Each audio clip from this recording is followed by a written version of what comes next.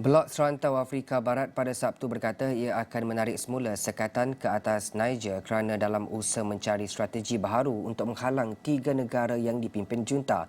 Langkah itu juga adalah untuk memastikan negara-negara pimpinan junta tidak berundur daripada kesatuan politik dan ekonomi yang disifatkan sebagai satu langkah yang mengancam integrasi serantau.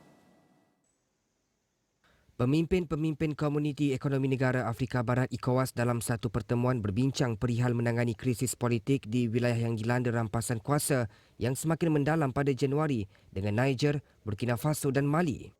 Negara-negara tersebut sebelum ini mengancam untuk keluar dari blok 15 anggota itu.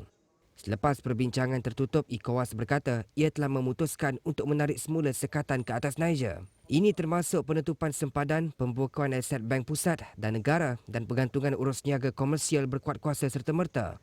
Dalam satu kenyataan, ia berkata ini dilakukan atas sebab-sebab kemanusiaan tetapi langkah itu akan dilihat sebagai isyarat langkah selamat kerana ECOWAS cuba memujuk tiga negara junta untuk kekal dalam perikatan berusia hampir 50 tahun itu. Pengunduran tiga negara berkenaan dijangka akan menjejaskan aliran perdagangan dan perkhidmatan blok itu bernilai hampir 150 bilion dolar Amerika setahun.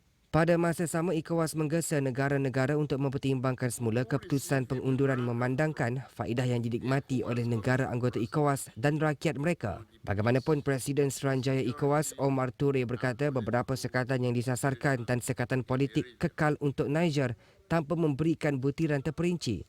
Pengerusi ECOWAS Bola Tinubu sebelum ini berkata blok itu perlu memikirkan semula strateginya dalam usaha untuk mendapatkan negara-negara anggota pimpinan junta dan memulihkan ketertiban perlembagaan dan menggesa Niger, Burkina Faso, Mali untuk tidak menganggap ECOWAS sebagai musuh.